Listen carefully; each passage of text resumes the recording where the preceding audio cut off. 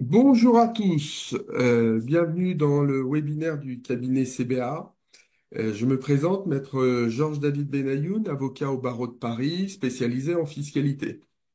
Aujourd'hui, on va vous parler des règles fiscales concernant l'héritage et les donations en France.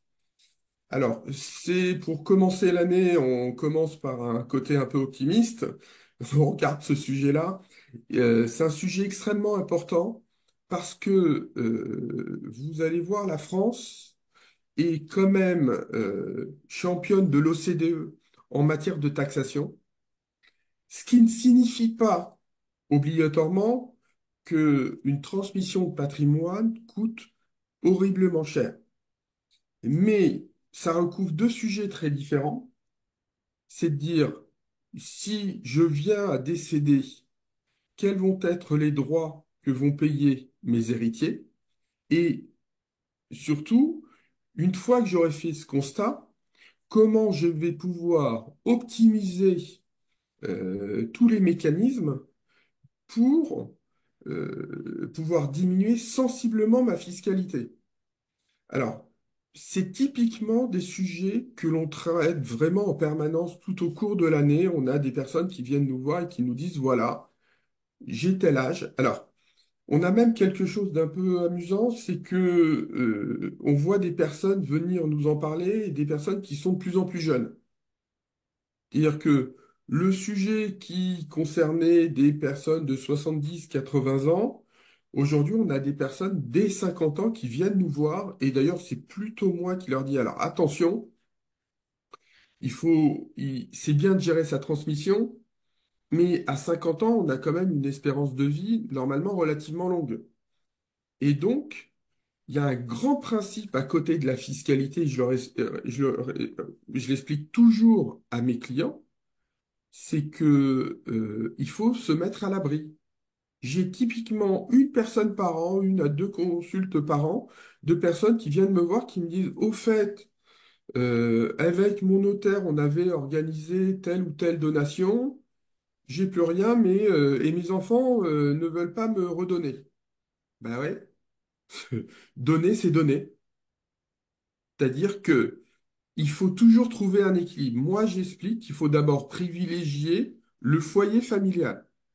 C'est-à-dire que le vrai sujet d'une optimisation de transmission, c'est, oui, on n'a pas travaillé toute une vie pour, avec de fortes impositions, pour continuer ou redonner un montant substantiel à l'administration fiscale. L'idée, c'est de se protéger entre conjoints et après de transmettre. Donc, l'approche de l'héritage de la donation, c'est quand même un des aspects les plus importants de la gestion de patrimoine en France.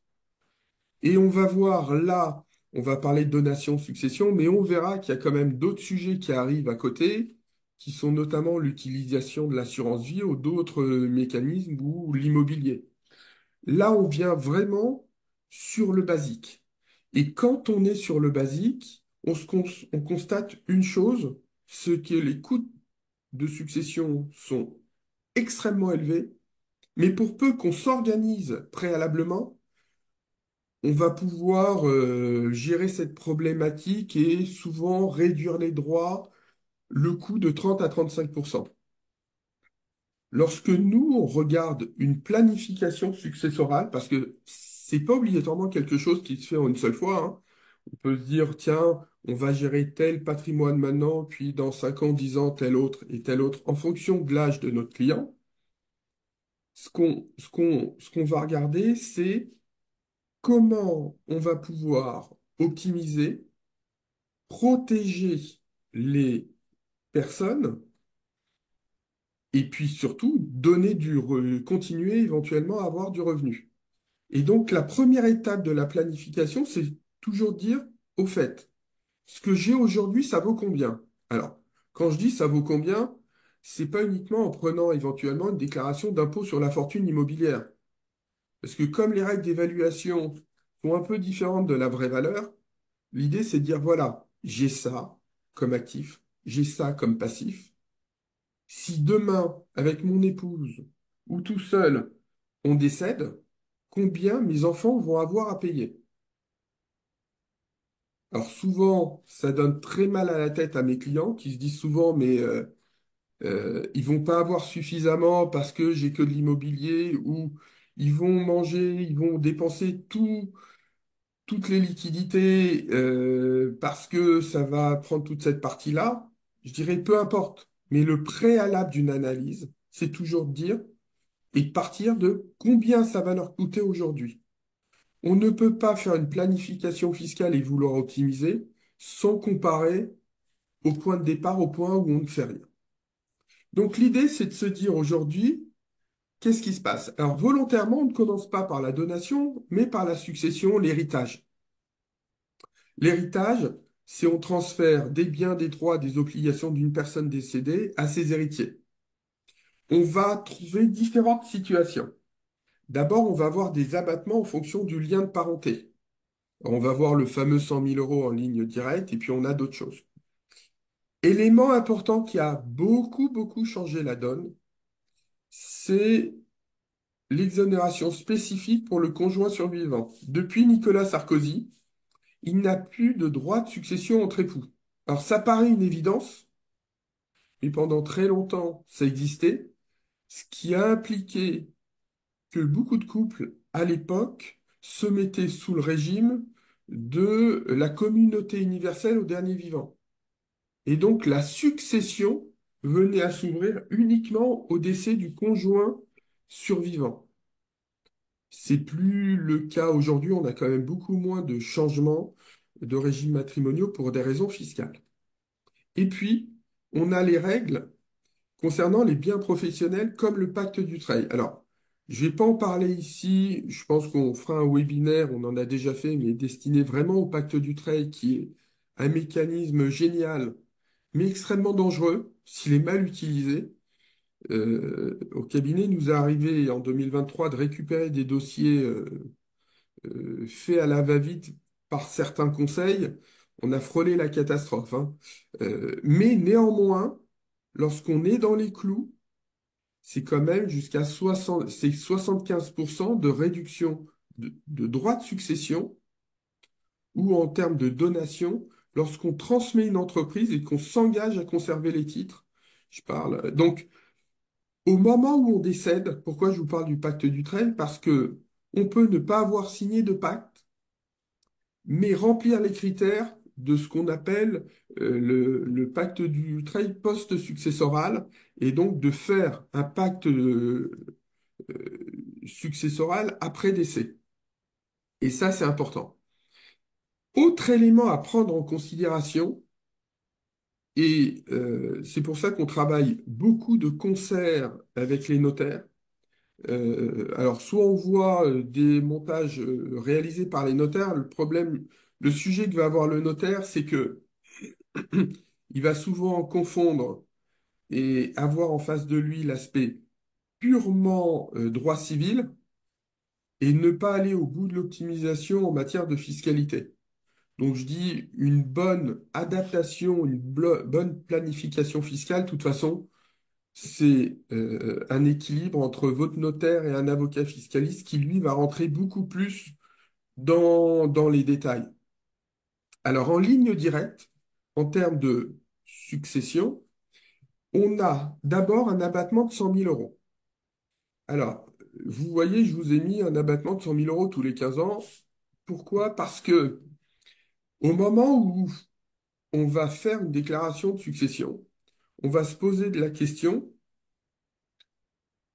à partir de quel barème on part.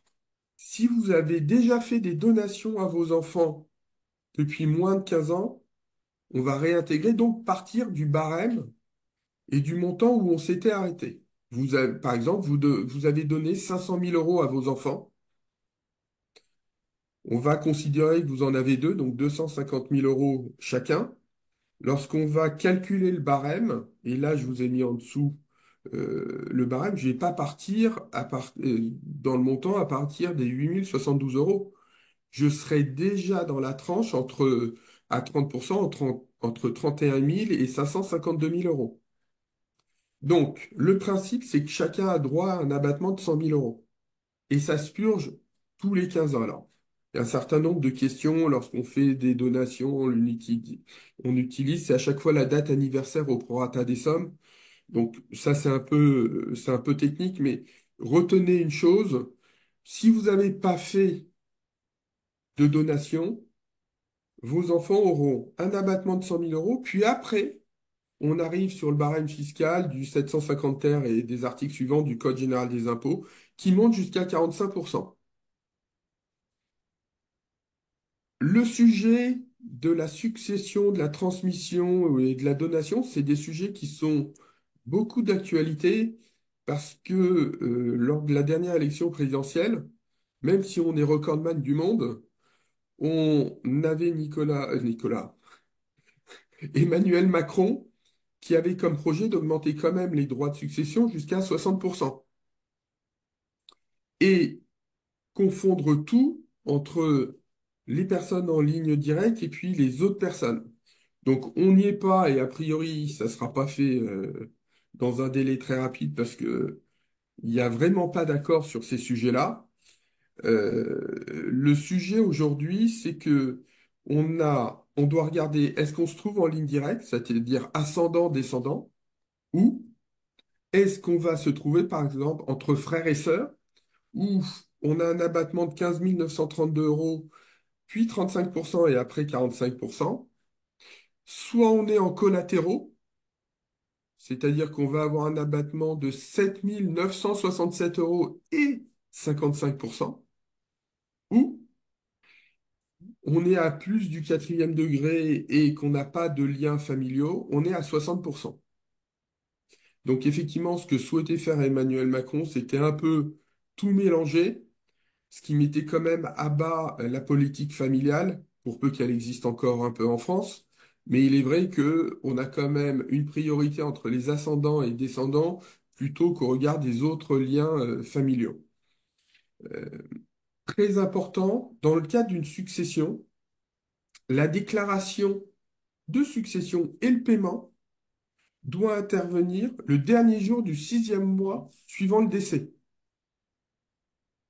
Donc il y a souvent un peu urgence. Alors, je calme. Premier aspect, si on a un décès intervenu à l'étranger, le délai passe de 6 mois à 1 an.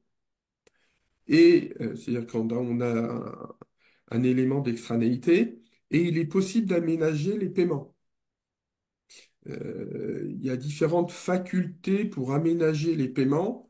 Donc, l'idée de dire je dois vendre absolument un bien pour pouvoir payer ma succession et je vais même le vendre à la casse, c'est, c'est quand même plutôt rare aujourd'hui. Alors, ça ne veut pas dire qu'il ne faut pas le vendre rapidement. Et dans une situation comme celle que l'on connaît aujourd'hui dans l'immobilier, c'est problématique parce que moi, je vois des successions qu'on a bouclées il y a maintenant, on va dire, quasiment 24 mois où les biens ne sont pas vendus et ça pose des difficultés. Il faut comprendre que dans le cadre d'une succession, sont soumis au droit le différentiel entre l'actif et le passif. On se cale toujours au jour du décès, ce qui signifie qu'au jour du décès plus un jour, vous êtes propriétaire.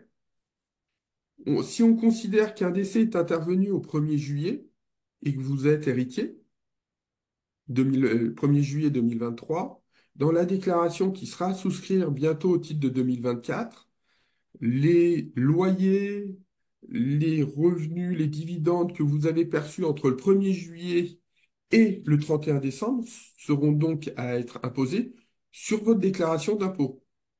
À l'inverse, il y aura à souscrire une déclaration d'impôt pour la personne qui est décédée pour la période qui va du 1er janvier au 1er juillet. Donc ça, c'est sur la partie héritage. Donc vous voyez que ça monte quand même relativement vite. Euh, et j'ai tendance à dire, quand vous avez un ou deux enfants, c'est rapidement problématique. Alors, tout dépend effectivement du patrimoine. Mais quand on n'a qu'un seul enfant, on ne peut pas imaginer ne pas optimiser, ne pas aller chercher des moyens de diminuer la masse imposable et donc ces sommes-là. Donc, je vous ai parlé en premier de la succession parce que c'est le b à bas et c'est l'épreuve pratique, classique, euh, qui va nous permettre de comprendre comment on peut optimiser après la partie. La donation. La donation, on a différentes choses. La donation, c'est on va donner de son vivant. Alors, comme je vous l'ai dit tout à l'heure, donner, c'est donner. Donc, on ne va pas revenir sur quelque chose. C'est très rare de pouvoir revenir sur quelque chose qu'on a donné. Alors, souvent, il y a des clauses au niveau des notaires, mais on ne peut revenir que pour certaines considérations. Je voudrais d'abord vous parler de droit civil. Le droit civil, c'est de dire qu'on va distinguer la donation simple de la donation partage. Pourquoi la donation simple? La donation simple, c'est une donation où on va donner une somme, mais où au niveau du droit civil, vous savez qu'en France, vous pouvez pas, on utilise l'expression, vous pouvez pas déshériter un enfant. Ou au moment de la succession, on va faire un peu le point de ce qui a été donné à chacun. Et on va purger les déséquilibres. Hors quotité, réserve, somme obligatoire qu'on doit donner aux enfants. La donation partage, c'est une donation qui, par définition, est faite à tous les bénéficiaires. Alors, où il peut avoir aussi des déséquilibres, hein, mais ils vont recevoir des lots normalement quasiment équivalents. Et là, on n'aura pas besoin de revenir dans le cadre de la succession sur cet aspect donation. Alors, pourquoi on fait des donations? Parce que le premier aspect, élément à retenir, c'est que la donation, elle est imposée comme la succession. Alors, il y a un élément extrêmement important, c'est la prise en charge des droits de donation par le donateur. Ça ne constitue pas une donation. Alors, je vous donne un exemple. On va considérer que vous avez un patrimoine, vous avez un seul enfant et un patrimoine de 200 000 euros et vous n'avez jamais fait de donation auparavant. Vous avez un abattement de 100 000 euros, donc votre enfant va être imposé sur 100 000 euros. Grosso modo, on va arriver à des droits équivalents à 20 000 euros. Si vous êtes décédé, votre fille ou votre fils va payer ces 20 000 euros avec les 200 000 que vous lui laissez. Maintenant, de votre vivant, vous souhaitez faire une donation de 200 000 euros. Le montant des droits va être identique, ça va être 20 000 euros. Mais si c'est vous qui payez les 20 000, ça ne va pas augmenter le montant de la donation. Et bien évidemment, quand vous payez les 20 000, vous allez diminuer votre patrimoine futur à transmettre. Donc, le premier intérêt de la donation, parce que je vous ai donné un montage où on parle de 20 000 euros, mais quand on parle de 50 000, 100 000 ou 200 000 euros de coût de donation et que ça vient réduire votre patrimoine, c'est autant d'argent gagné à la fin. Donc, si on considère que les droits de donation et de succession sont équivalents, la donation faite par avance et payée par vous, ou par le donateur, a un avantage fiscal. Deuxième intérêt, c'est qu'on va aller essayer de scinder la propriété entre la nue propriété et l'usufruit. On va avoir tendance, alors souvent sur les biens immobiliers, hein, à vous laisser l'usufruit de votre vivant. C'est-à-dire que vous allez récolter les fruits des actions, du bien immobilier comme les loyers ou les dividendes, et puis, au jour de votre décès, automatiquement, sans payer de droits, votre enfant va être propriétaire du bien. Alors, c'est extrêmement intéressant parce que on a une valeur de la nue propriété qui dépend de votre âge. Si on considère que les donations sont plutôt faites entre 60 et 80 ans, On a donc quoi? Si je veux donner un bien d'une valeur de 200 000 euros, ben, je vais être taxé sur 140 000 euros si j'ai entre 61 ans et 70 ans, et je vais être taxé sur, non, c'était 120, pardon, sur 120 000 euros entre 61 ans et 70 ans et 140 000 euros entre 71 ans et 80 ans, versus 200 000. Donc, parmi les mécanismes qui nous intéressent, et c'est d'ailleurs pour ça qu'il faut faire des donations, on va souvent utiliser la nue propriété. À côté de ça, on a d'autres mécanismes. Et c'était pas l'objectif aujourd'hui, l'objectif était de parler de l'héritage, donc de la transmission directe au moment du décès ou lorsqu'on prévoit une donation. On va pouvoir bénéficier de l'assurance vie lorsqu'on met des sommes avant 70 ans, puisque l'assurance vie est hors succession. On a aussi la donation de cash avant 80 ans, 50 000 euros. On a aussi souvent utilisé, mais alors, il faut le faire avec parcimonie, ce qu'on appelle le cadeau d'usage. Alors, le cadeau d'usage, c'est le fait que vous puissiez faire un cadeau qui ne soit pas évalué et taxé par l'administration fiscale. Alors, le cadeau d'usage, il dépend avant tout de votre patrimoine. C'est-à-dire que je peux expliquer à certains de mes clients que 5 000 euros, c'est beaucoup, et à d'autres, qu'un cadeau d'usage à Noël, au Nouvel An ou à l'anniversaire de 100 000 euros, c'est pas obligatoirement beaucoup. Tout dépend de votre patrimoine et l'importance de votre patrimoine. Mais c'est à ne pas oublier, c'est à quand même à utiliser à bon escient. C'est-à-dire que si vous me faites le Nouvel An, Noël, la fête des mères, la fête des pères, euh, les... Voilà, faut un cadeau d'usage, c'est pas 10 fois dans l'année. Donc, Noël, anniversaire, dommage pour ceux qui s'appellent Noël et qui sont nés le 24 décembre, euh, ça c'est pratique. D'autres cas sont plus compliqués. Donc voilà ce que je voulais vous présenter aujourd'hui. Je vous rappelle quand même les éléments importants que je vous ai expliqués.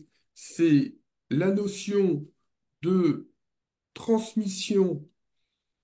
On ne peut pas l'éviter avec un barème relativement élevé. Donc, si on veut l'optimiser, on a des mécanismes, notamment par les donations.